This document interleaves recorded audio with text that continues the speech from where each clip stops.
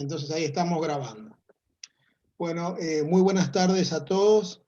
En el Departamento de Capacitación Continua de nuestra Keilah tenemos el privilegio de que hoy esté Jonathan Cohen con nosotros. El Departamento de Capacitación de la Comunidad Judía de San Juan lleva el nombre de Sara Appel de Jason, una querida morá que ha formado muchas generaciones, y cada vez que una persona como Jonathan, que nos da a saber, que nos educa en cada momento, hace uso de este espacio, jerarquiza el espíritu que mueve a este espacio de comunicación e información. Quiero contarles que Jonathan Hassan es profesor de estudios judaicos y estudiante rabínico del Seminario Rabínico Latinoamericano. Es licenciado en Psicología de la Universidad de Buenos Aires, es Hassan y seminarista en la Keilah de Rosario, Argentina. Es profesor de estudios judaicos en Ort, Rosario, es coordinador del Instituto de Formación de Hassanim Beit Asaf del Seminario Rabínico Latinoamericano y es el coordinador y principal responsable del programa Lifroach. Así que Jonathan, Johnny, muchas gracias por estar con nosotros y te doy la palabra. Bueno, muchas gracias por la invitación. Muy lindo estar compartiendo con ustedes estas ideas, estas conversaciones, en un título que yo trato que los títulos sean picantes, que tengan así algo de, en hebreo diríamos harif, ¿no? Que tengan así algo de picante.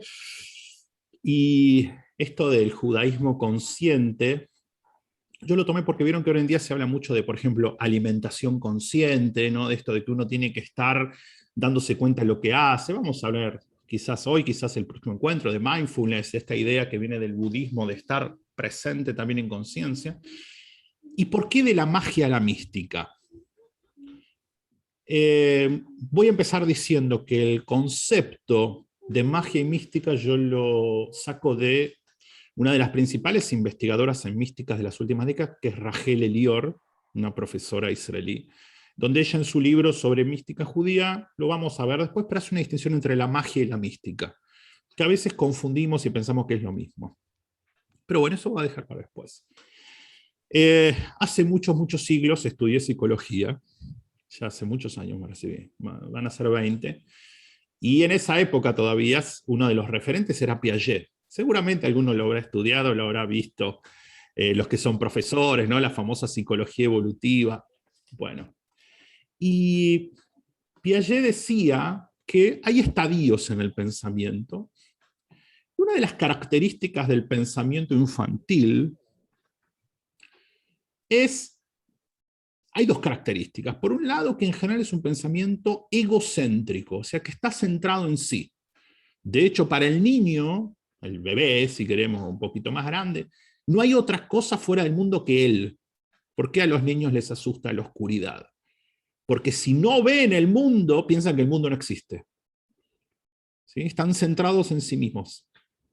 Y otra de las características es lo que se llama el pensamiento mágico. ¿Qué es el pensamiento mágico? Es un estilo de pensamiento en el cual se establecen una serie de relaciones lógicas, pero que en verdad no es una lógica como la entenderíamos, sino que se toman hechos que muchas veces pueden estar continuos en el tiempo y se les atribuye causa y consecuencia. Es decir, el pensamiento mágico en ese sentido viene opuesto a lo que podríamos llamar el pensamiento lógico o el pensamiento racional. Pensar mágicamente es pensar que dos variables que no están relacionadas entre sí van a ser una causa de la otra o una consecuencia de la otra, simplemente porque a mí me parece. Y ahí viene este centramiento del pensamiento infantil que trae Piaget. Ustedes dirán, este muchacho se tomó un vino antes de venir, no, lo voy a tomar después, porque está hablando de psicología y de Piaget en una charla sobre judaísmo. Bueno, primero, a mí me gusta traer de todo a la mesa. Creo que digo, si nosotros entendemos que Dios creó el mundo, entonces nosotros para hablar de Dios y para entender a Dios podemos valernos de muchas herramientas, no solo de la Torá y del Talmud. Y por otro lado, porque me parece una introducción interesante para abordar esta idea que trae Rachel Elior de la magia y la mística y empezar a meternos con el objetivo, si queremos, de esta conversación, que es pensar cómo podemos empezar a pensar, valga el juego así de palabras que suena parecido, un judaísmo nuevamente consciente. Rachel Elior se pregunta, ¿cuál es la diferencia entre la magia y la mística? La diferencia es la siguiente, dice ella, en otras palabras, obviamente. El místico cree o está convencido de que hay un sentido oculto de las cosas, por ejemplo en la Torá, y trata de buscarlo, sabe que quizás lo va a encontrar o quizás no, pero que hay un sentido, y que su elevación espiritual se va a dar cuando encuentre ese sentido. Mientras más niveles de sentido pueda encontrar, más se va a elevar espiritualmente. ¿Cuál es la diferencia con la magia? Rachel Elior dice, el pensamiento mágico, el mago, asume que el sentido no puede conocerse. Es tan profundo, es tan divino que no puede conocerse. Con lo cual entiende que su tarea no es encontrar el sentido, que simplemente repitiendo una serie de palabras, por ejemplo, que no entiende, algo va a suceder. Abracadabra. El pensamiento mágico no solo que no busca, sino que rechaza cualquier sentido. Establece nuevamente que el solo hecho de pronunciar una frase, el solo hecho de realizar una acción, ya va a generar un impacto. Ven como magia y mística son absolutamente opuestos. Para el místico todo es sentido y nada hay sin sentido. Nada queda sin el sentido. Para el mago o para el que tiene pensamiento mágico, nada tiene sentido. Lo único que debemos hacer es repetir, y aún más, mientras menos sepamos lo que estamos haciendo, mejor para el mago. ¿Por qué? Porque vamos a ser conscientes de que no podemos saber. Dos modelos. Hacé y no te preocupes en entender, o no hagas sin entender. Y acá podría ser la primera pregunta, que es ¿cómo le llamamos en la tradición judía a esta idea de entender lo que estamos haciendo? A la idea de que no alcanza solamente con, por ejemplo, tomar una tira de cuero y una caja y envolvérmela o enrollármela en el brazo, sino que tengo que saber qué es lo que estoy haciendo y por qué. ¿Cómo se llama esa idea de entender, comprender lo que estoy haciendo y proponérmelo hacer? Eso se llama en nuestra tradición Kavaná, la intención, la intencionalidad. Hay discusiones talmúdicas muy interesantes respecto a si el solo hecho de hacer físicamente un acto lo vuelve una mitzvah, lo vuelve un precepto, o para que esté cumplido debería haber Kavaná. Doy dos ejemplos. En el Talmud, Masejet Megilá, hay un debate respecto de, ustedes saben que uno de los preceptos de la tradición judía es recitar el Shema Israel 2 veces por día, a la mañana y a la noche. Entonces dice, supongamos que hay alguien que está supervisando un rollo de Torah, que está chequeando si está cayero o no. Y justo llega a esta sección, está en el libro de Barim, y empieza a leer. Él está chequeando que eso esté cayer. La pregunta es, ¿podemos considerar que esa persona cumplió la mitzvah de decir el Shema? Y ahí empieza el debate. Algunos dicen, sí.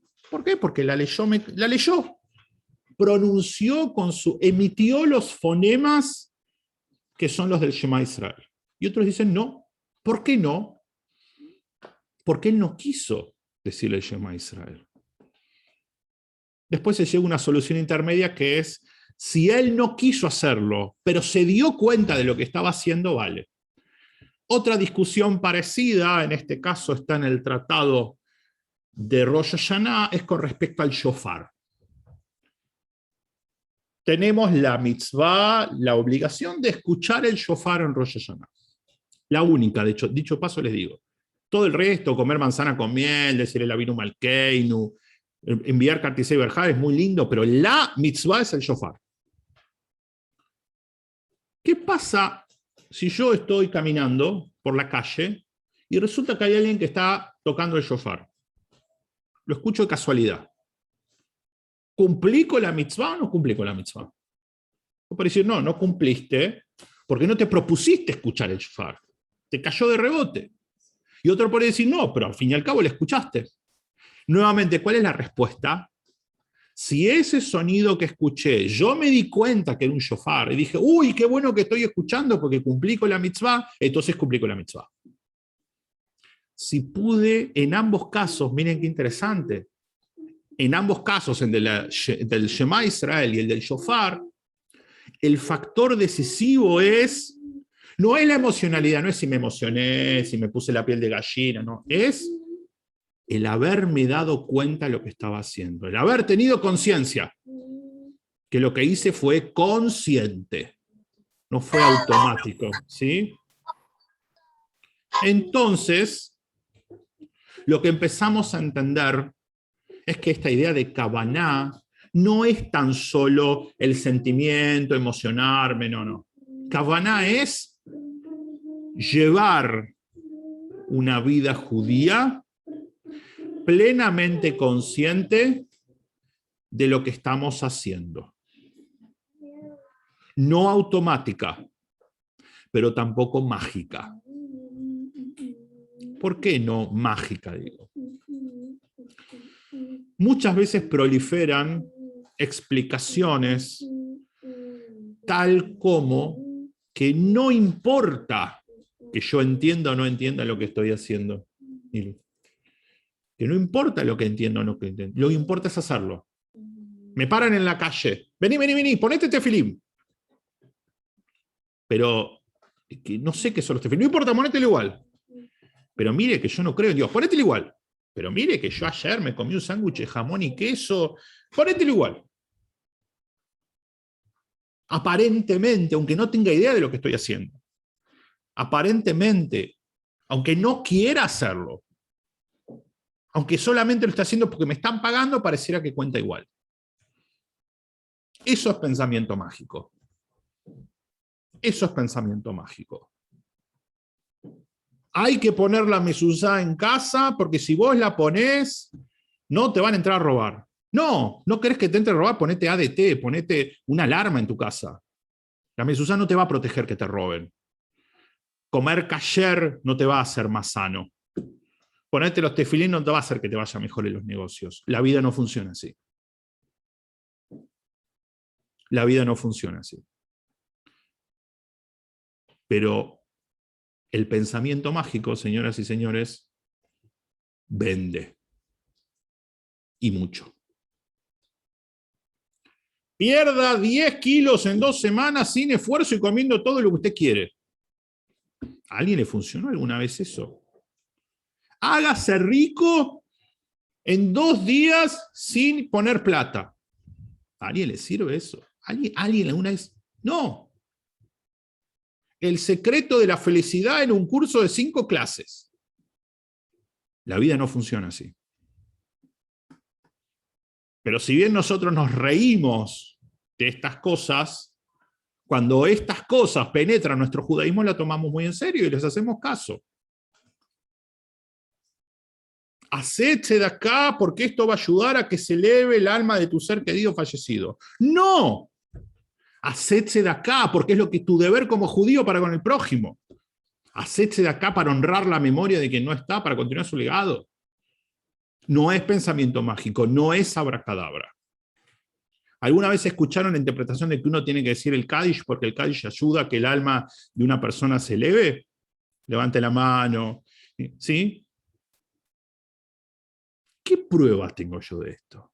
¿Alguien puede dar testimonio? de que esto es así? ¿Cómo sabemos? ¿No sería mucho mejor decir hagamos Kaddish porque es una muestra de humanidad y de solidaridad para la persona que está sufriendo?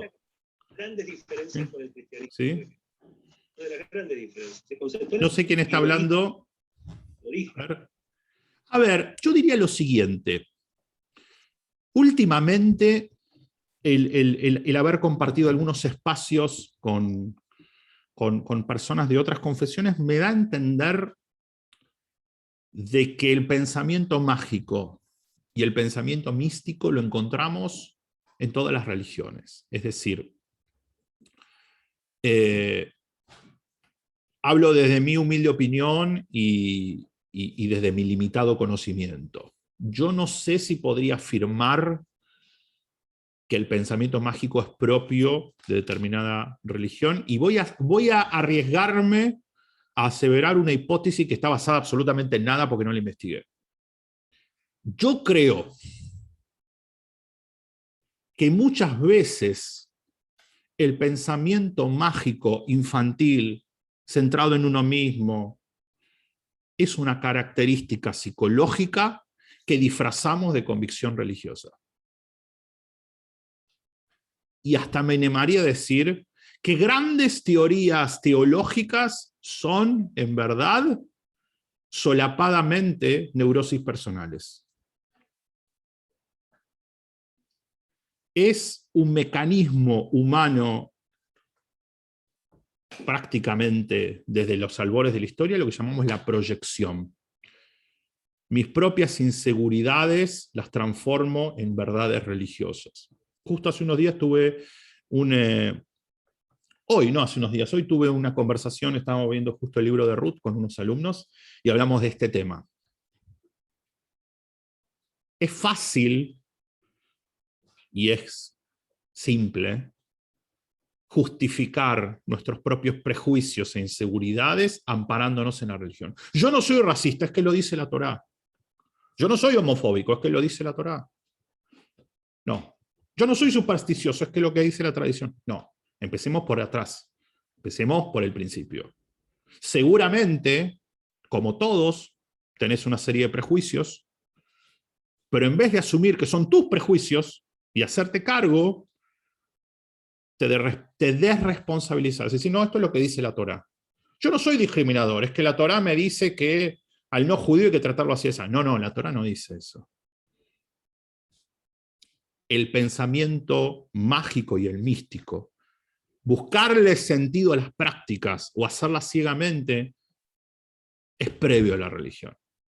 Hasta diría, elegimos la forma de religión que elegimos porque es la más representativa, diríamos, desde la psicología de nuestro aparato psíquico.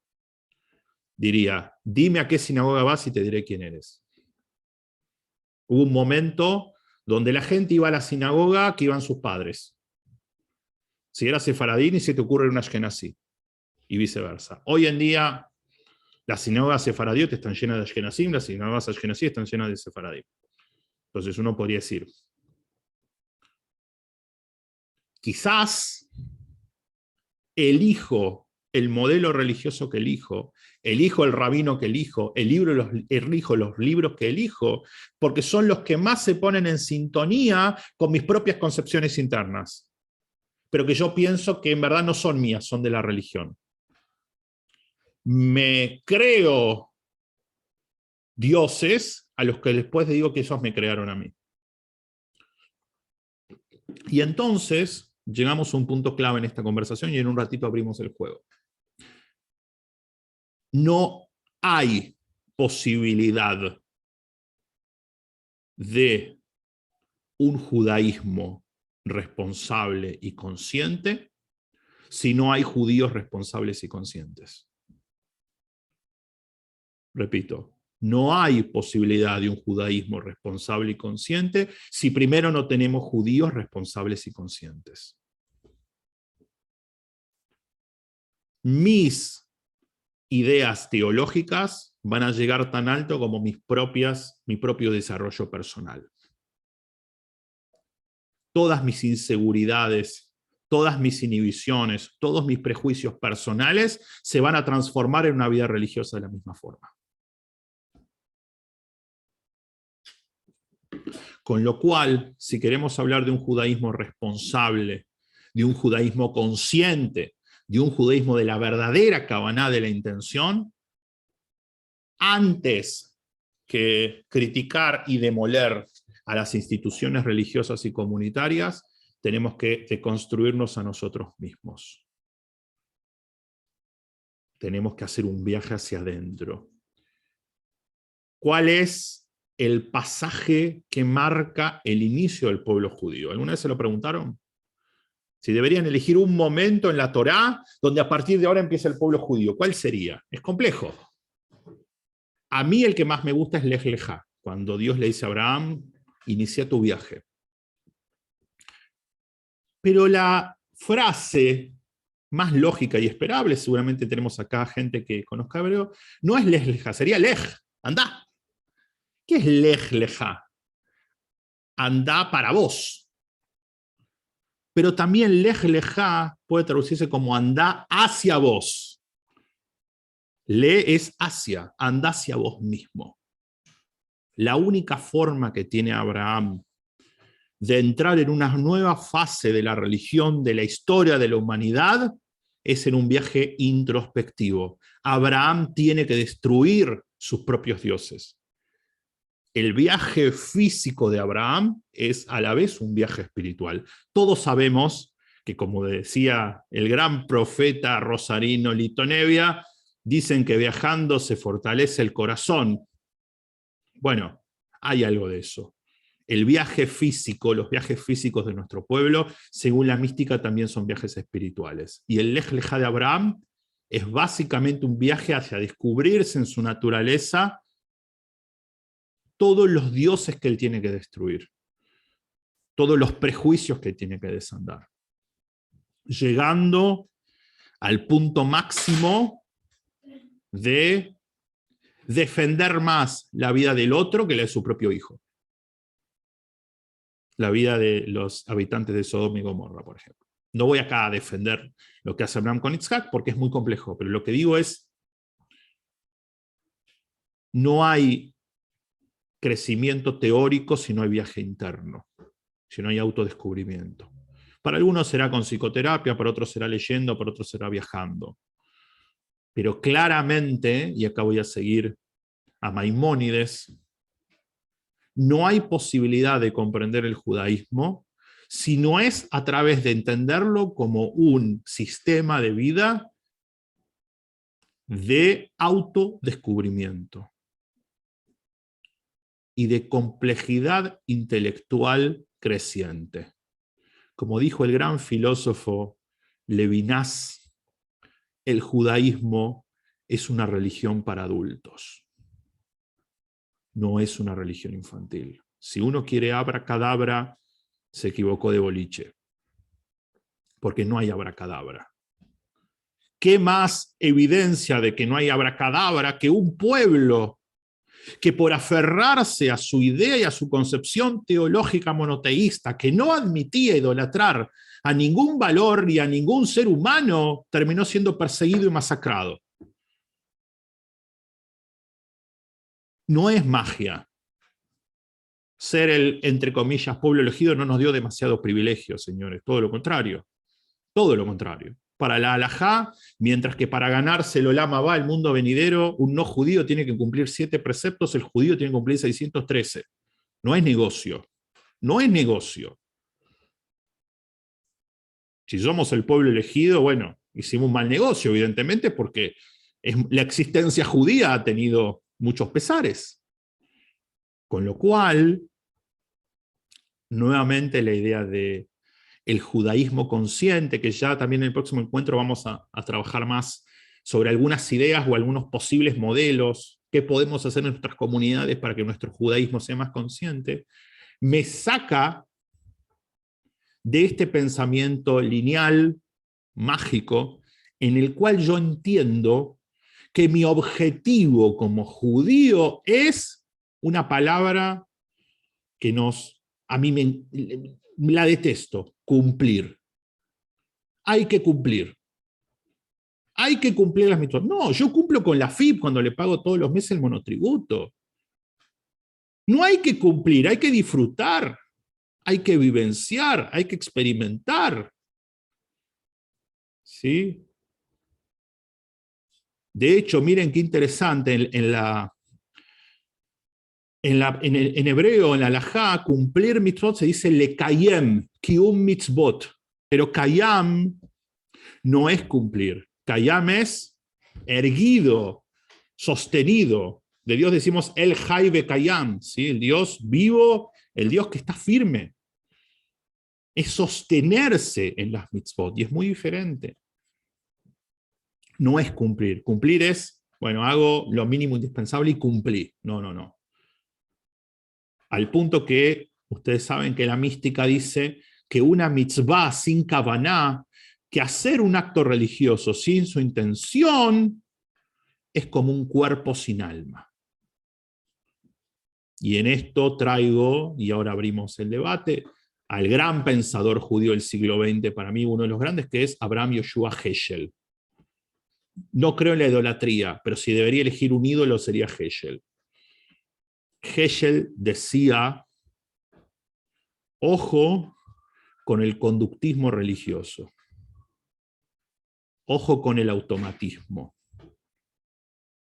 ojo con la idolatría de las mitzvot. Uno puede decir, ¿cómo la idolatría de las mitzvot? Sí, sí. Cuando yo creo que la razón de ser del pueblo judío es cumplir una serie de rituales, no entendí nada. Porque la mitzvah no es un fin, es un medio. La palabra mitzvah puede asociarse con una palabra aramea que es tzavtá. ¿Sí? Tzavtá sería algo así como encuentro, si queremos. ¿Sí? La mitzvah es el encuentro entre el hombre y lo divino, entre el hombre y la trascendencia. Es un medio, no es un fin. No es un fin. Si nosotros creemos en un Dios absoluto, tenemos que entender de que las mitzvot son para nosotros, no es para Dios. Dios no se va a poner más contento porque yo me pongo los tefilín todas las mañanas.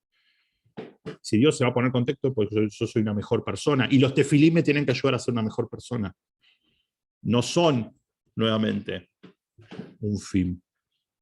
Voy a traer un midrash, un relato rabínico que puede ilustrar esto para entender qué es esto, por qué hablamos de que las mitzvot son un medio para perfeccionarnos y dialogamos. Cuenta el midrash que cuando Dios decide darle la Torá al pueblo de Israel, los ángeles estaban muy celosos, porque ellos entendían que eran mucho más perfectos que el ser humano y merecían mucho más la Torá que los seres humanos. Y entonces cuando Moshe empieza a subir al monte Sinai, los ángeles se le ponen en el camino y lo quieren matar por celos. Los ángeles dicen, te vamos a matar porque la Torá nos corresponde a nosotros. Vos sos un usurpador. Vos sos un humano de cuarta, que sos recontra imperfecto, y nosotros, que somos ángeles perfectos, merecemos la Torá. ¿Y qué hace Moshe? Moshe les dice, bueno, tienen razón. Les hago una pregunta, le dice Moshe. Obviamente yo estoy usando palabras mías, pero creo que va por ahí. ¿Estuvo rico la cena que comieron ayer? Y los ángeles dicen, no, ¿cómo cena? Somos seres espirituales, no tenemos sistema digestivo. Nosotros no comemos. Ah, le dice Moshe. ¿Y cómo se llevan ustedes con sus esposas? Entonces dice otro ángel, nosotros no tenemos esposas, somos energía, somos seres de luz, no tenemos género. ¿Qué nos estás preguntando? Y entonces Moshe le dice, bueno, y les hago otra pregunta. ¿Cuál fue el último caso de robo que hubo entre ustedes los ángeles? Y los ángeles dicen, no, pero nosotros, nuevamente, ¿qué robo? Se roban cosas materiales, nosotros somos espirituales. Y entonces Moshe le dice, ¿de qué habla la Torá? ¿De qué tenés que comer y qué no? ¿De cómo tenés que manejarte con tu mujer o con tu marido? de qué hay que hacer cuando alguien roba o no roba. ¿Para qué quieren la Torá ustedes? Le dice Moshe a los ángeles. A ustedes la Torá no les sirve. La Torá nos sirve a nosotros porque nosotros somos los que tenemos que perfeccionar cosas. Ustedes no la necesitan. Y ahí los ángeles lo dejan pasar a Moshe para recibir la Torá. La palabra Torá no es ley, es una mala traducción. Ley es hok o mishpat. La palabra Torá es instrucción, formación. Miren qué interesante, si yo digo, díganme un rol que uno asocia con la palabra Torá, van a decir rabino. Sin embargo, ¿qué rol comunitario tiene la misma raíz que la palabra Torá? Moré. Ustedes saben que la taf y la mem se intercambian, sí, en la conjugación. El formador es el moré. La Torá es la formación, no es la ley, porque la ley se cumple o no se cumple. Pero si yo cumplo la ley, pero no entiendo por qué la estoy cumpliendo, no aprendí, no crecí. La Torá no es ley, la Torá es formación. Es mucho más profundo. Sí, tengo que cumplir la ley, pero con eso solo no alcanza. Si fuera así, todo judío observante de los rituales sería una excelente persona. Y sabemos que el mundo no funciona de esa forma. Vos podés comer kasher, podés respetar Shabbat, podés poner tefilín y ser una persona horrible. ¿Por qué? Porque cumplir la ley no implica formarse. Implica cumplirla. Y en el pensamiento mágico se entiende de que si yo cumplo la ley me van a pasar cosas buenas. Y en esto Rambam, Maimónides habla mucho. Las cosas buenas me van a pasar si yo me vuelvo bueno, pero no mágicamente. Porque seguramente si yo me formo y me instruyo y vivo conscientemente, muchas cosas que si no estoy educado considero terribles, me van a parecer anecdóticas, y muchas cosas que si no estoy educado me van a parecer intrascendentes, si estoy bien formado me van a parecer maravillosas. Y entonces me voy a sentir mucho más bendecido. Dice Pirkei Avot, Eizeu Ashir Asameach Bejelko. ¿Quién es el rico? El que está contento con lo que tiene. Puedo tener muy poco y sentirme el más dichoso. Puedo tener un lujo alrededor y sentirme vacío. ¿De qué depende? No es genético. No es genético, de mi formación. Pues entonces, ¿qué es el judaísmo? Sino el proceso de una vida cada vez más consciente. Y eso es la mística. La mística bien entendida es ser cada vez más conscientes de nuestro mundo exterior y de nuestro mundo interior. Vamos ahora a abrir un poco el debate y la próxima semana vamos a tratar de pensar cómo podemos efectivamente llevar una existencia judía mucho más consciente. ¿Cómo podemos, como dije, en nuestras comunidades, en nuestras escuelas, en nuestras sinagogas, colaborar a un judaísmo con mucha menos magia y mucha más mística? Bueno, los escucho.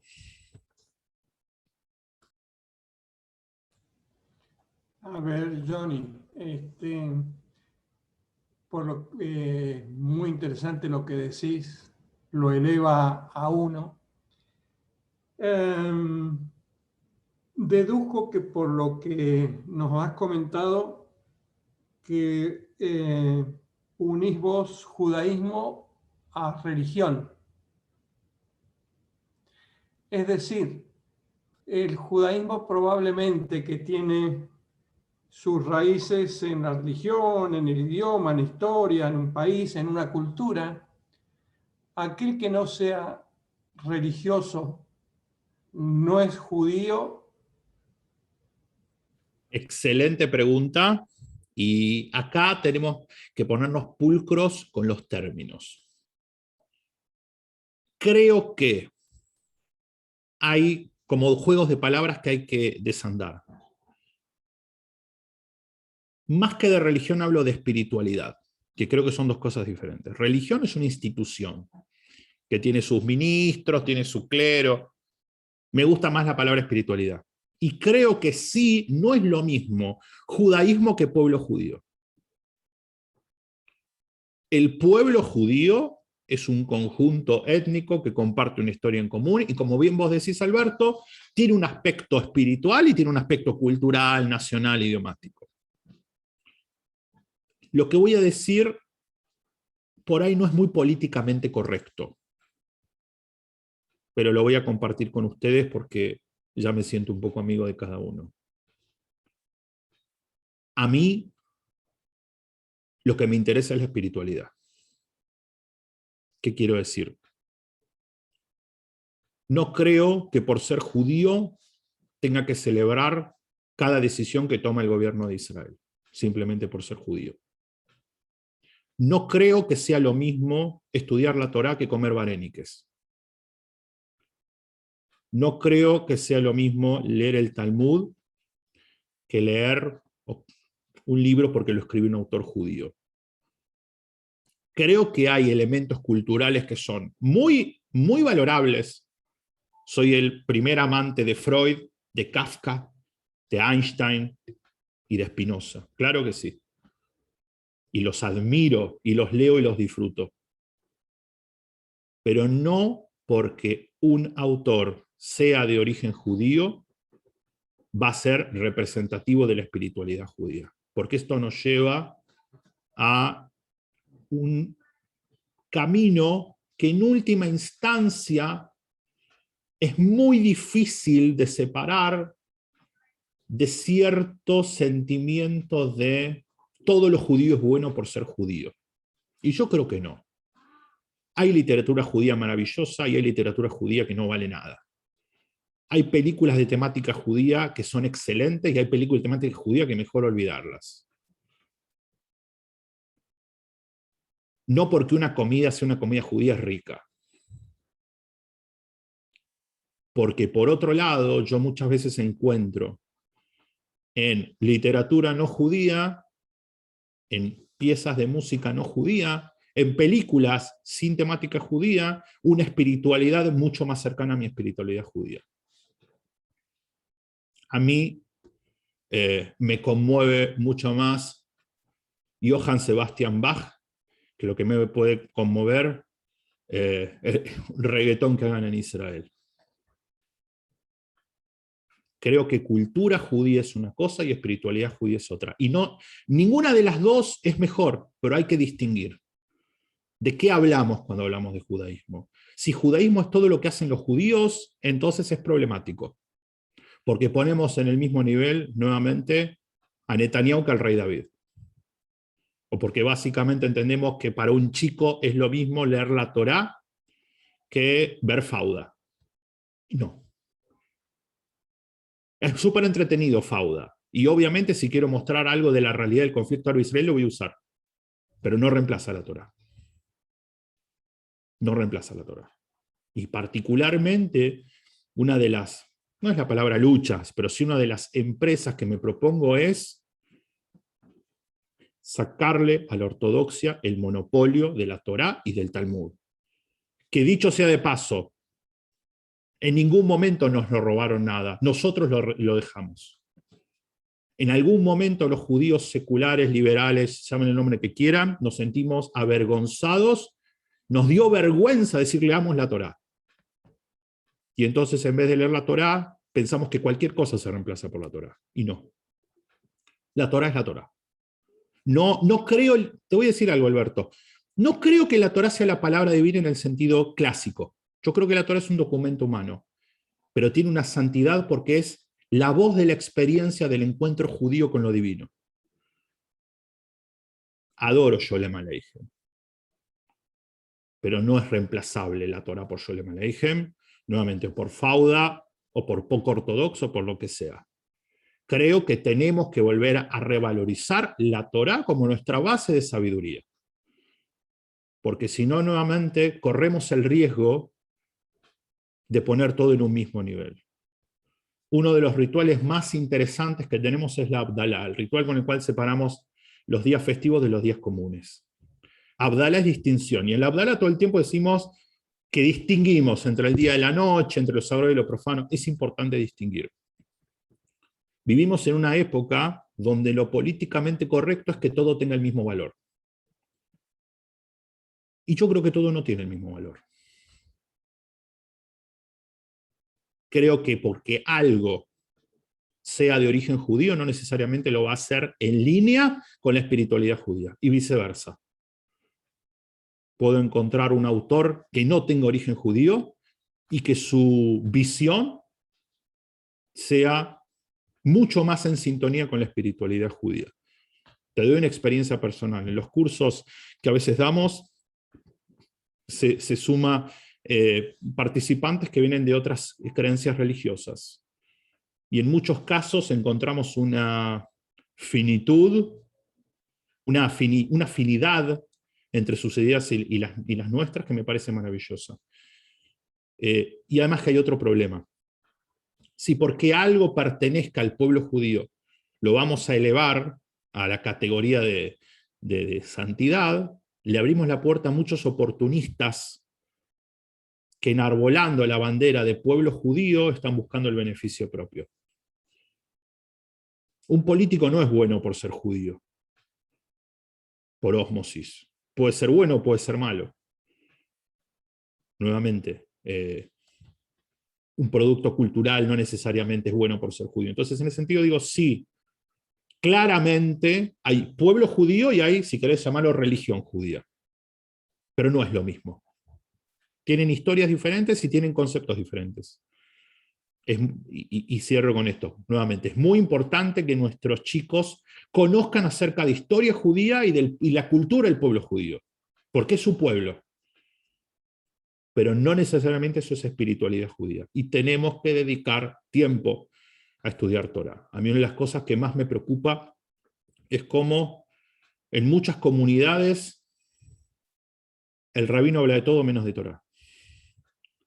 Hay cursos de cocina, hablamos con un periodista, no sé, viene un jugador de fútbol. Ni un shiur de Torah, ni un shiur de Talmud.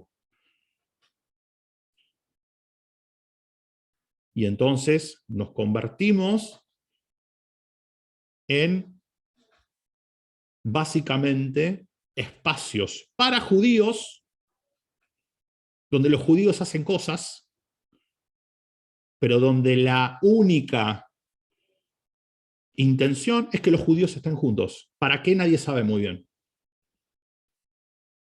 Por la continuidad siempre es el mensaje. ¿Y para qué querés continuidad? ¿Para qué te interesa que el judaísmo sobreviva? Para que sobreviva. ¿Pero para qué? ¿Qué le aportamos al mundo? ¿Y qué se perdería el mundo si nosotros no estaríamos como espiritualidad? Esa es la pregunta que tenemos que contestar. Y creo que cuando uno empieza a encontrar la respuesta se da cuenta que nuevamente tenemos que ser claros en la distinción entre pueblo judío, si queremos, cultura judía y espiritualidad judía.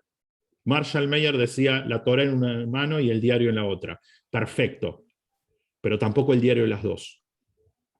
Porque entonces si el diario está en las dos, se te cayó la Torah, y cuando la quieras levantar te va a resultar tan pesada que no la vas a poder levantar. Obviamente son ideas personales, no hablo en representación de nadie, y tampoco creo tener razón. Simplemente es lo que me brota, y creo que justamente hoy en día, y en estos días, vengo mucho pensando sobre ese tema, ¿no? Cómo expresar una espiritualidad judía sin que eso nos lleve a sacralizar todo aquello que sea judío. Nuevamente, la Torah es una cosa y el shawarma es otra.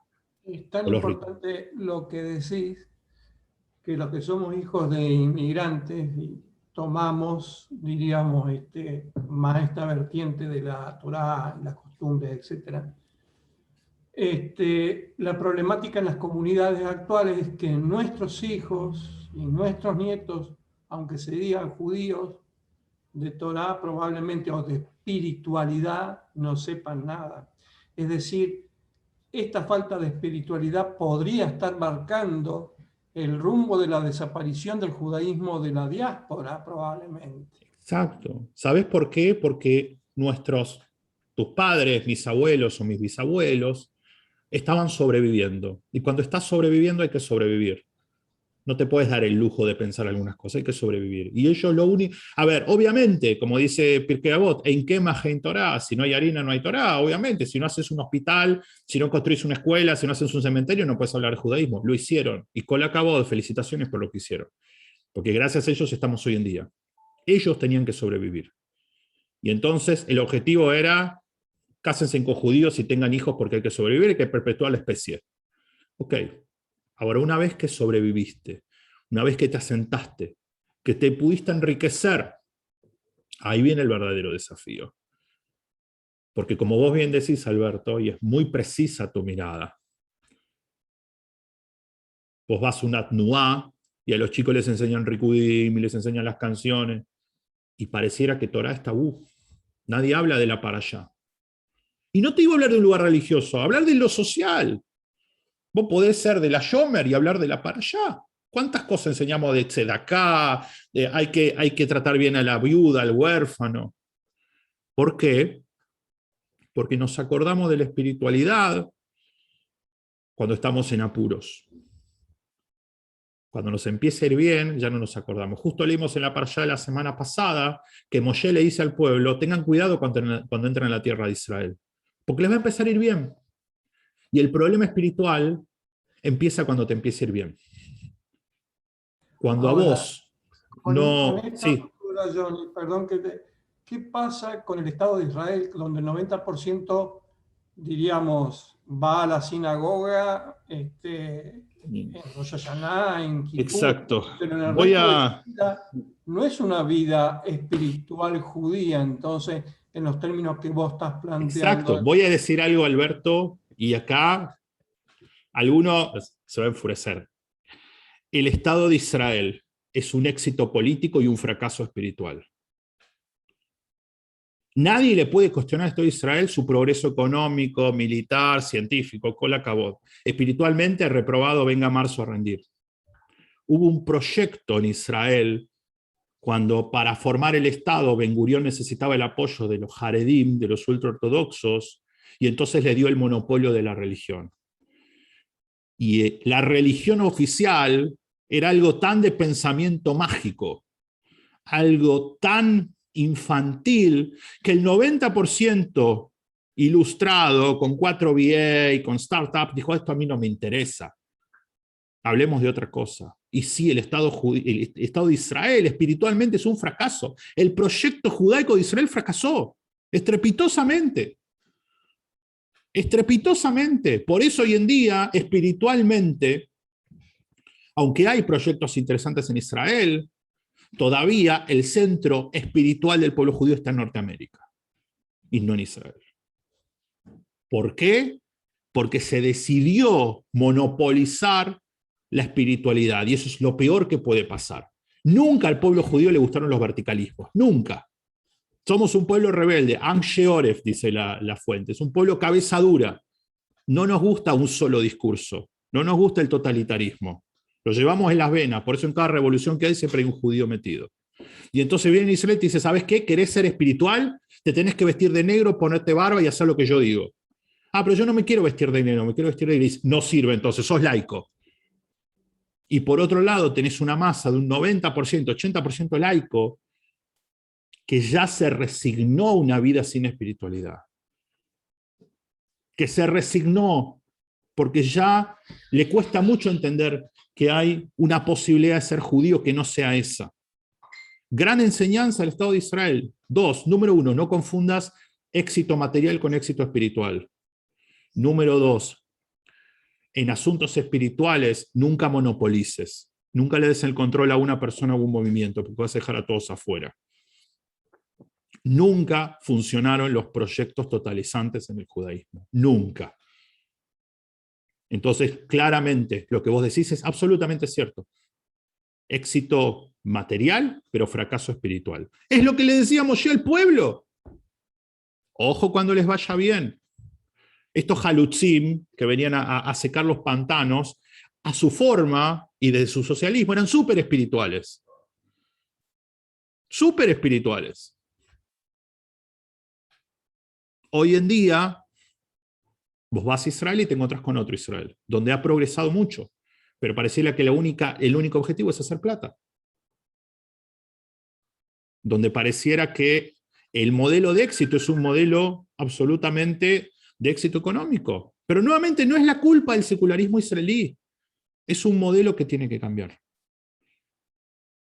Justamente, esto es lo que hablamos, que a un país como Israel le vaya bien económicamente o políticamente, no quiere decir que sea un modelo de espiritualidad. Un segundito.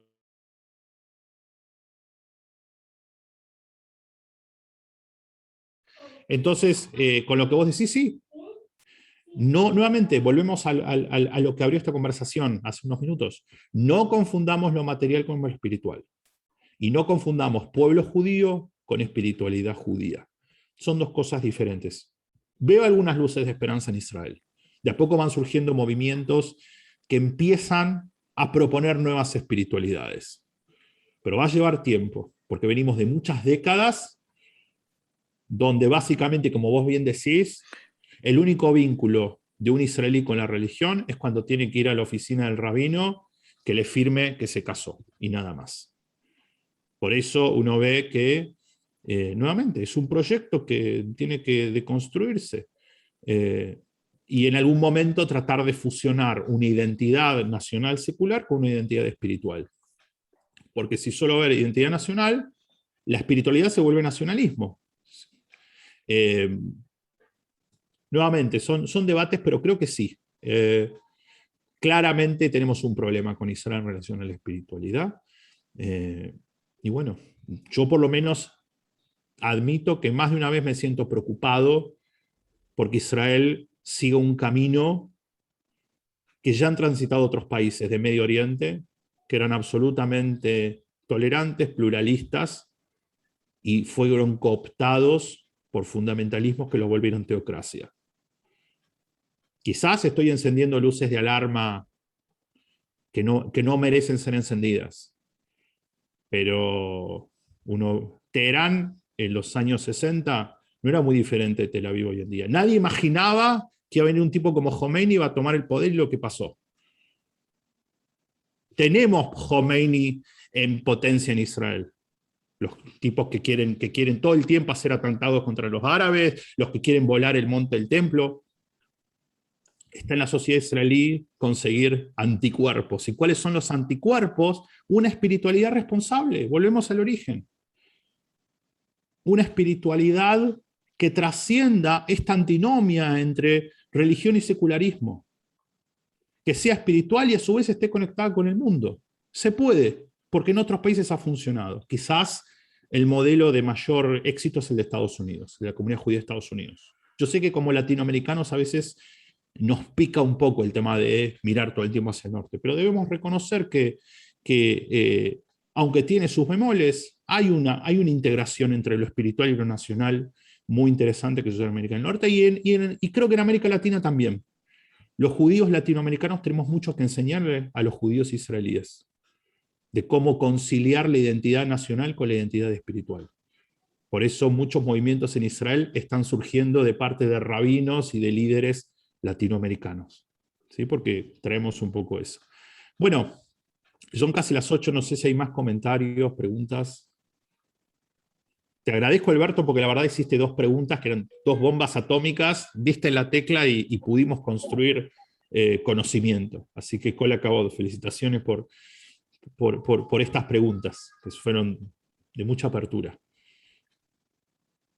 Bueno, ya. Bueno, alguien... Claro. Perdón. Adelante. No sé si hay alguien más que quiera hacer alguna pregunta. Sería importante que no nos quedemos con las dudas. Más allá de... ¿Me escuchás? ¿Sí? Es que ahora estoy arriba del auto un segundo y le quería hacer una pregunta a Johnny que tiene que ver con lo que decía al principio, de lo que uno siente o va construyendo a partir del misticismo. Muchas veces, tomando el ejemplo que él decía del Lej Lejá, a veces los judíos construíamos el sentir de que si en el Lej Lejá Dios dice que al que te maldiga yo maldeciré y al que te bendiga yo te bendeciré, tenemos ahí un blindaje por el solo hecho de ser judíos. y es una cuestión que te lleva a pensar también la construcción de que uno se empieza a asumir condiciones o situaciones por el mero hecho de haber nacido en algún lugar y en algún tiempo. No sé si soy claro. Sí, sí, claro que sí. Yo creo que en este caso, a ver, nuevamente, quizás acá es una pregunta muy teológica, pero pienso esto. La clave es con qué literalidad o con qué nivel de alegoría vamos a tomar las palabras. La Torá es un texto coral, es un texto donde conviven diferentes voces y narrativas. Dios es nombrado de diferentes formas, es caracterizado de diferentes formas. Y claramente una de las tensiones que encontramos en la Torá es entre el universalismo y el nacionalismo. Están las dos. Digo, yo puedo tomar algunos versículos y justificar un universalismo bíblico, y puedo tomar algunos versículos y justificar nacionalismo también. Depende que tome, porque hay diferentes voces que conviven en la Torá. Respecto de esto, que en verdad es la gran pregunta por la idea de pueblo elegido, a mí me gusta mucho una frase de Felipe Jaffe, del Rab Felipe Jaffe, que él dice: somos el pueblo que eligió creerse elegido. A mí me gusta mucho. Digo, creo que la idea de pueblo elegido es más desde nuestra óptica, o sea, nos gusta vernos como pueblos elegidos, pero creo que hay dos caminos. Uno es considerarte pueblo elegido en el sentido que sos superior al resto, el excepcionalismo, que vos, dentro del universo, vos sos el centro del universo y la razón de ser de todo el universo. Y otro es entender de que evidentemente cada pueblo tiene su historia, cada pueblo ha aportado determinadas ideas y conocimientos al mundo. Creo yo que el aporte que hacemos los judíos al mundo tiene que ver con la ética. Si hay un elemento que yo podría pensar que es el elemento común a todo el desarrollo histórico judío, desde los orígenes hasta hoy en día, es la ética. Si algo ha preocupado a la espiritualidad judía es la ética. ¿Qué es la ética? ¿Qué es lo que tengo que hacer? Hay un juego de palabras que aparece mucho en la Torá, y los que por ahí ya han tomado otros cursos conmigo saben de qué hablo, que es la gran pregunta de Dios, que es Ayeka, ¿dónde estás? Cuando, ¿no? Dios pregunta esto, ¿dónde estás? ¿Y cuál es la respuesta? Ineni, acá estoy. Toda la Torá puede ser un juego entre Ayeka y dos respuestas, Ineni, o la respuesta que da Caín, que es Ayomer Aji Anoji. ¿Acaso yo soy el guardián de mi hermano? Toda la Torá es esto. Toda la Torá es haciéndonos presente o escondiendo la cabeza abajo de la tierra. Entonces, respecto a tu pregunta, Leo, creo que si algo como pueblo judío tenemos para aportar al mundo es decir, Ineni, acá estoy. Entiendo que ser humano, y en mi concepción espiritual de que todos los humanos tenemos algo de divino, me hace responsable frente al sufrimiento del otro, frente a las desigualdades, frente a la injusticia. Y esa es la gran búsqueda del judaísmo. Y para eso sirven las mitzvot. Para eso sirve. Lo decimos todos los días cuando decimos el Aleinu, letakeno lambe malhut shaddai. Perfeccionar el mundo en la idea de Dios, en el reino de Dios. Ese es el objetivo, creo yo. El mundo no es perfecto. Dios creó un mundo imperfecto para que nosotros lo terminemos de perfeccionar. Y entonces nuestro rol como judíos, y no antes de esto hablaremos la semana próxima, es tomar conciencia de que nuestra existencia judía está indisolublemente ligada a la ética. Y a una palabra que hoy en día suena un poco anticuada, y a algunos le pueden gustar, que es valores. Abdalá, no todo es lo mismo. No todo es kasher. Y no hablo de que algo tenga un sellito, no tenga un sellito. Hay formas y formas de hacer las cosas. Y en esta ética es cuando se sustenta nuestro ser judío. ¿Para qué seguir existiendo como pueblo judío?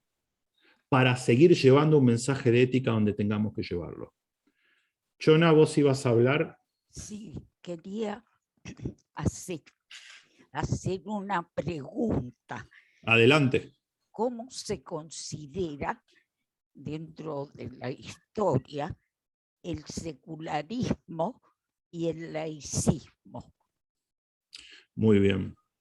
Creo que en primer lugar, ustedes saben que la idea de laico viene de la cultura católica. El laico es el que no es sacerdote. En verdad todos somos laicos, porque sacerdote hace 2000 años que no tenemos. El secularismo en verdad es un proceso que tiene que ver con una serie de variables históricas, que en verdad todos los hemos incorporado. A ver, digo, hasta el más ultraortodoxo, los ultraortodoxos, cuando le da el pie va a un traumatólogo, no se pone a rezar. Nadie no es secular y nadie no es espiritual. Todos tenemos aspectos espirituales y laicos o seculares. Y claro que hay que integrarlo, porque si no, no puedo vivir en sociedad. A mí me parece que el problema está justamente cuando a veces tomamos espiritualidad y secularidad como una antinomia. Cuando en verdad son dos polos que se van mezclando. Es como esto que decía Einstein, que a mí siempre me gusta. Él decía, cuando estoy en mi laboratorio tengo que hacer de cuenta que Dios no existe, y cuando estoy en la sinagoga tengo que hacer de cuenta que la ciencia no existe. ¿Por qué? Porque si en mi laboratorio, si todo lo que sucede, voy a decir, bueno, la explicación es Dios, no voy a investigar nada. Y si yo te voy a decir, la ciencia explica todo, ¿para qué voy a una sinagoga? De alguna forma, son dos campos del conocimiento, si queremos ciencia, fe, como querramos llamarlo, que tienen jurisdicciones diferentes y se utilizan, digo, y mutuamente se complementan. Así como es una pavada usar la Torá como si fuera un libro de ciencia o de biología o de medicina, es una pavada pedirle a la ciencia que encuentre respuestas filosóficas y éticas en el mundo. Porque son dos discursos diferentes. A la ciencia le interesa encontrar causa y consecuencia, no sentido. La religión tiene que ver con el sentido de las cosas. La ciencia con el porqué de las cosas, con el funcionamiento. Y si nosotros no entendemos que son dos cosas diferentes, va a terminar que vamos a pretender que la ciencia nos dé sentido y que la religión nos explique cómo funcionan las cosas. Y entonces vamos a pedirle al médico que nos diga, ¿sí?, qué tengo que hacer frente al sufrimiento del otro, y le vamos a pedir al rabino que me diga básicamente si me tengo que poner o no la vacuna contra el COVID. Y ese es el error. Ahora, Chona, ¿vos qué entendés por secular? Yo lo que entiendo por secular es para mí secularismo es la convicción de que la vida espiritual no puede intervenir en ciertos campos. ¿Qué quiere decir esto? Yo creo en la separación entre iglesia y Estado.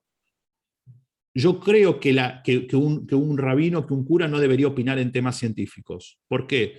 Porque en verdad no es su campo. Creo que el secularismo es aquellos campos donde justamente para no caer en lugares antiéticos, la religión tiene que decir, esto es un tema que a mí no me compete. Es una decisión personal, pero yo creo que en algunos temas, muchas veces los líderes religiosos opinan donde no deberían opinar y donde nadie los invita a opinar. Y es un problema. Porque hay asuntos, por ejemplo, yo como líder religioso no le diría a un científico o un médico nuevamente qué tratamiento hacer. En todo caso, sí ayudaría a tomar una decisión, por ejemplo, respecto de la vida y de la muerte. Pero cuando nuevamente nosotros entendemos que secularismo y espiritualidad, o secularismo y religión, están en guerra, todo el tiempo uno quiere conquistar el campo del otro. Cuando entendemos que son dos ámbitos que conviven y que se dedican a cosas diferentes, uno se dedica al sentido de la vida y el otro se dedica a explicar cómo funcionan las cosas, pueden convivir, pero nuevamente entender que son jurisdicciones diferentes. El problema es cuando entramos en la lógica de la guerra, ¿no? Y cada uno quiere robarle espacio al otro. Perfecto. Ahora, si entendés secularismo igual a ser agnóstico. Mirá, para mí el secularismo tiene que ver con un proceso social. O sea, me parece que en ese sentido secularismo es una filosofía, hasta te diría política, que propone que ciertos ámbitos deberían no estar influenciados por ideas religiosas. Yo creo que está bien que en una escuela pública, por ejemplo, la religión no tenga lugar, porque es una escuela pública, ¿sí? Así como estoy de acuerdo que el Estado no se puede meter en la vida religiosa. Digo, un poco este es como el pacto de los estados modernos. Yo como ministro religioso no me meto en la escuela pública y vos como Estado no me metas a decir que puedo rezar y que no puedo rezar en la sinagoga, ¿no? Y digamos, eso es un poco el acuerdo. Por eso yo creo que el secularismo es un proceso social, y hasta incluso el agnosticismo también, hasta es una espiritualidad, porque el agnóstico no está seguro de nada, está iniciado en la búsqueda. Es decir, el agnóstico es alguien que justamente se hace las preguntas espirituales que todavía no encontró. Todos somos un poco agnósticos en algún momento o en algún lugar. Creo que nadie puede decir yo soy 100% creyente, ¿no? Pero nuevamente, volviendo al principio y un poco para cerrar esto, creo que si nosotros empezamos a apuntar a un judaísmo con sentido, consciente, empezamos a poder complementar categorías que desde el pensamiento mágico no. ¿Por qué? Porque ¿cuál es la premisa para que se sostenga el pensamiento mágico? Anular la razón. Y yo creo que abracadabra no puedo lidiar con la ciencia. Si yo entiendo de que mi espiritualidad tiene que ver con el sentido, con la ética, tranquilamente puedo dejar o puedo convivir con la ciencia, porque vamos a hablar de cosas diferentes. Creo que por ahí pasa el tema. La propuesta para el próximo encuentro es, nuevamente, como dije antes, todo esto que ahora es más teórico, pensar entre todos cómo podemos, desde cada uno de nuestro lugar, desde los que son dirigentes comunitarios, docentes, familias, cómo podemos contribuir a tener comunidades judías mucho menos mágicas y mucho más místicas, y mucho más conscientes de sí mismas y sobre todo, como vos bien decías, Alberto, que puedan transmitir a las nuevas generaciones el sentido de la existencia judía. Que no sea simplemente casarme y tener hijos judíos, sino por qué lo quiero hacer, qué le puedo dejar al mundo, cuál puede ser mi legado. Así que bueno, esa es la propuesta. Les agradezco, la verdad que he disfrutado mucho esta conversación y me encuentro con gente muy pensante y con ideas muy interesantes, ¿no? Uno realmente crece ahí. Hay una frase del Talmud que dice algo así como, he aprendido mucho de mis maestros, más he aprendido de mis compañeros, pero más que todo he aprendido de mis alumnos. Y al haberlo tenido, entre comillas, como alumnos, por lo menos una horita, a mí por lo menos me hizo aprender muchas cosas. Así que les agradezco muchísimo. Te agradezco Bueno, porque me ha aclarado muchas cosas y siempre pensé que ser secular era ser antirreligioso.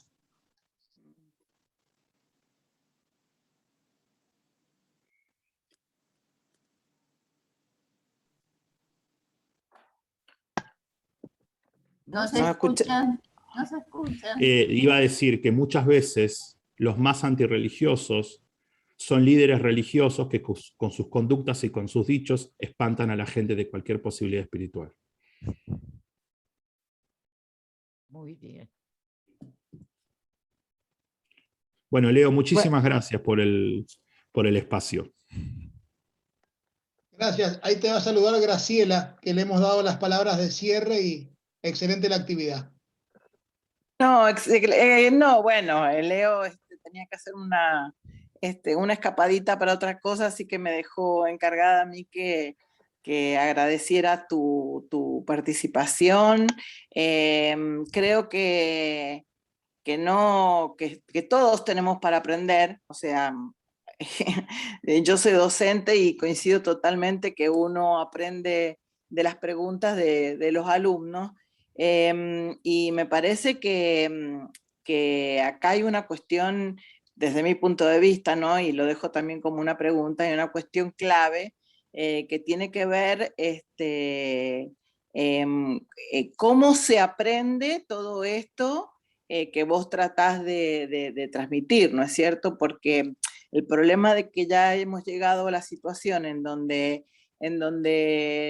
solamente queremos que el judaísmo tenga una continuidad casándonos y que nuestros hijos sean judíos, creo que es una complicación muy importante y creo que es una complicación de las Keilot, por lo menos de la nuestra ¿no es cierto? Porque nos vamos alejando de la espiritualidad de algún modo, aplicada a la actualidad, o sea, con el progreso lógico de un pensamiento crítico. Y te digo algo, Graciela, esto es experiencia propia de muchos años de laburo comunitario. Hay vida después del casamiento mixto. Puede haber comunidad después del casamiento mixto. Totalmente de acuerdo, totalmente de acuerdo. La decisión nuestra es si queremos abrir la puerta a una familia que, aunque uno de sus miembros no es judío, apuesta por la formación judía de sus hijos, o si vamos a decir, ¿sabes qué? Si vos te casaste con una persona judía, no puedes entrar acá nunca más. Y te voy a decir algo. Nunca nadie en la historia dejó de casarse con alguien porque su comunidad diga no vengas. No, por supuesto. Lo que yo estoy haciendo hincapié justamente es en lo que tiene que ver con la no educación dentro de esta perspectiva del judaísmo que está dando vos. Estoy haciendo más hincapié en la cuestión educativa. Lo hablamos la semana que viene, pero también tiene que ver mucho con... No, pero digo, para tirar ahí una puntita. En mi caso personal, bueno, yo soy un gran nerd, me gusta mucho leer, me gusta mucho estudiar. Hay ciertos textos que hay que abordar, hay ciertos autores que hay que leer, y hay que desacralizar muchas cosas.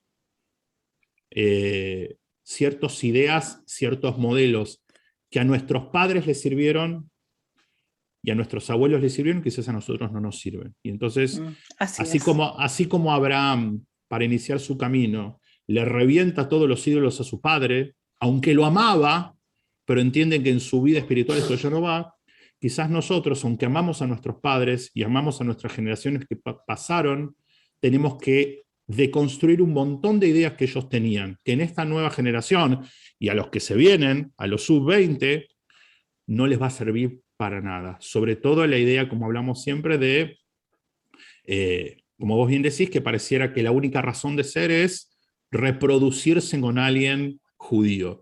Y nuevamente, quizás debemos replantearnos esto y pensar comunitariamente qué le estamos ofreciendo a aquella persona, como decía recién, que ha elegido compartir su vida con alguien que no es del pueblo judío, cosa que ha pasado siempre. No se olviden que la esposa de Moshe no era hebrea. ¿Sí? Pero quieren que su hijo sea judío, quieren que su hijo vaya a la escuela hebrea, quieren que haga su bar mitzvah. Entonces la pregunta es que vamos a ser, digo, más papistas que el Papa, y entonces vamos a decir, no, ¿sabes qué? Hasta que no te divorcies acá no puedes entrar. Como decir, bueno, mirá, vos tomaste las decisiones que tomaste. Quizás no estoy de acuerdo con lo que hiciste, pero reconozco que vos querés que tus hijos tengan educación judía. Y entonces ahí tenemos dos caminos, o nos ponemos en puristas y vamos a quedar dos, con suerte, y nos vamos a matar entre los dos, porque así somos muchas veces, o entendemos de que entre lo ideal y lo posible hay una brecha, y aunque no nos gustó la decisión que tomó esta persona, y aunque a la mamá le rompió el corazón y lo que sea, este pibe o esta piba genuinamente y honestamente quiere seguir yendo al shul, quiere que sus hijos sigan siendo judíos, quiere festejar Pesaj y quiere que su hijo haga el bar mitzvah. Y entonces ahí la decisión la tenemos nosotros. ¿Qué hacemos? Digamos, te expulso del Gan Eden y nunca más podés entrar, o entiendo que hay algo que se llama Teshuvá, y es la idea de poder básicamente perdonar y poder entender de que no siempre el otro va a hacer lo que yo quiero que haga, pero no por eso yo le tengo que cerrar la puerta. ¿Sí? La táctica de asustar no funcionó. Cuando durante generaciones dijimos, ¿sabes qué? Acá el que se casa con unos judíos se va. Se casaron y se fueron. Nadie se dejó de casar con un no judío porque alguien le dijo no vengas a la sinagoga. ¿Cuáles son los modelos más exitosos? Aquellos que dijeron, ¿te casaste con una persona no judía? ¿Querés sinceramente formar una familia judía? La sinagoga está abierta porque sos parte de nuestro pueblo. ¿Sí? Y entonces en ese sentido creo que justamente podemos pensar en propuestas para incluir, sin hacer chantada, sin tampoco vender gato por liebre y sin ir en contra de los valores básicos del judaísmo. Pero incluir se puede, se está haciendo en todos lados. ¿Sí? Y creo que nuevamente hay modelos exitosos donde la halajá, la ley judía, nos permite. Nos limita, obviamente, y está muy bien que se sea, pero también nos permite que las familias interreligiosas que desean que nuevamente sus hijos se guíen o se conduzcan en el camino del judaísmo puedan hacerlo. Pero bueno, lo hablamos bien la semana próxima, si les parece. Bueno, muy bien, muy bien. Muchísimas gracias, Johnny. Estamos esperando ansiosamente el próximo encuentro. Bueno, que tengan una hermosa semana, gente. Igualmente, interesante. igualmente para Muchas vos. gracias.